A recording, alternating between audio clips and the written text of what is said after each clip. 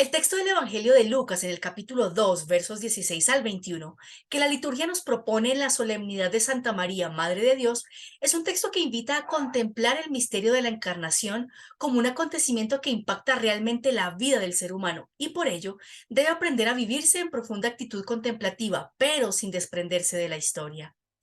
Antes de adentrarnos en una serie de particularidades lingüísticas del texto, es preciso indicar que los grandes protagonistas del relato son justamente dos grupos que en la sociedad del siglo I después de Cristo no eran considerados como personas cercanas o de gran amistad con Dios.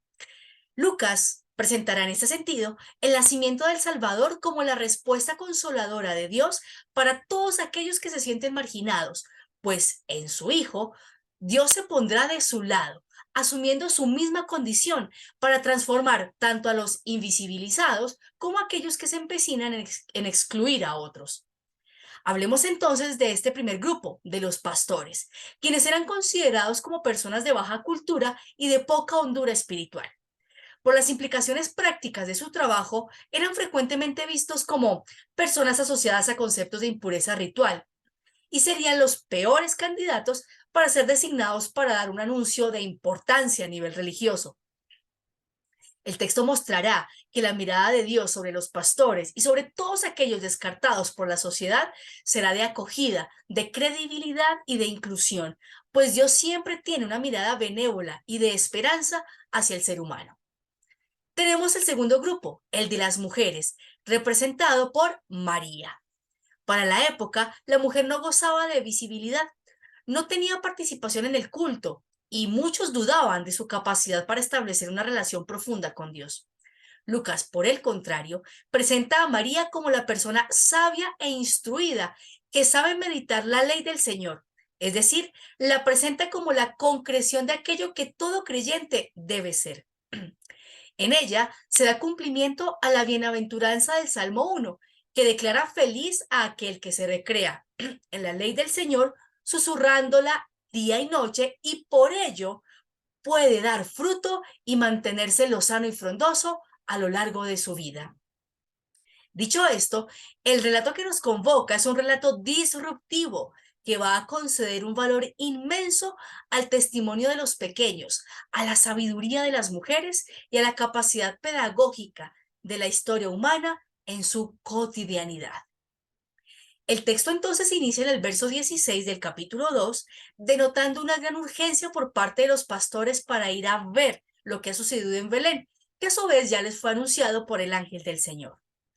El verbo jorao, usado en el texto para indicar esta acción, denota un ver producto de una capacidad para comprender en profundidad las cosas, advirtiendo las diferencias y las conexiones entre ello. Por tanto, es un ver relacionado con el intelecto, pero en estrecha conexión con aquellas búsquedas interiores profundas de las personas. Dice el texto que los pastores vieron a María, a José y al niño que reposaba en el pesebre. Y aquí hay un dato exegético curioso, dado que, según el mismo texto en el capítulo 2, verso 12, la señal para identificar al Salvador estaba en hallar un niño envuelto, primero en pañales y segundo acostado en un pesebre. El verso 16 del capítulo 2 menciona que el recién nacido, en griego brefos, efectivamente estaba recostado en el pesebre, pero se omite la indicación de estar o no envuelto en pañales. ¿Cuál puede ser la razón? Y desde un ejercicio de intertextualidad podemos brindar una hipótesis al respecto. En el libro de la sabiduría, en el capítulo 7, versos 4 al 6, cuando se habla del rey sabio, se dice, abro comillas, me crié entre pañales y cuidados, pues ningún rey comenzó de otro modo su existencia. Cierro comillas.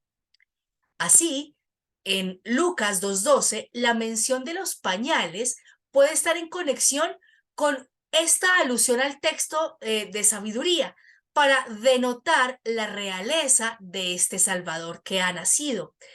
Pero la omisión de ello en Lucas 2:16 podría estar indicando que la realeza de este Salvador no está en consonancia con las realezas superficiales del mundo, que simplemente buscan dominar a los demás. Realmente, la realeza de este Salvador está en la capacidad de hacerse uno con sus hermanos. Pero aquí hay un dato adicional, porque también la riqueza de este Salvador Rey no estaría en los lujos, sino en la bendición de tener una familia, una comunidad humana que le acoge. El lector entonces está invitado a sentirse parte de aquellos pastores que deben aprender a reconocer la salvación de Dios en lo cotidiano de una familia, de un grupo humano, donde la mayor riqueza que puede existir es la de tenernos los unos a los otros.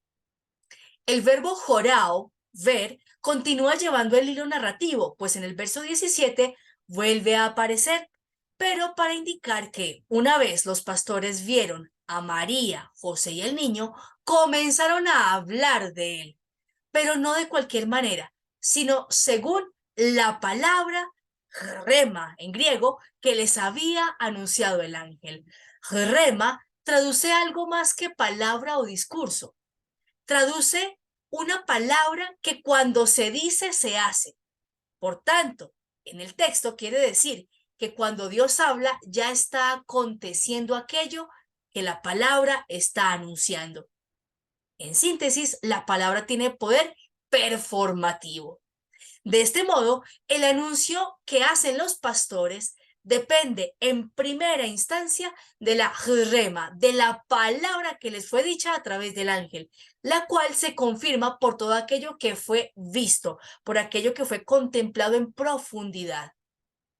De esta forma, el texto muestra que el nacimiento del Salvador es, ante todo, un acontecimiento de iniciativa divina, donde la extrema cercanía de Dios al ser humano se pone de manifiesto. ¿Y de qué manera?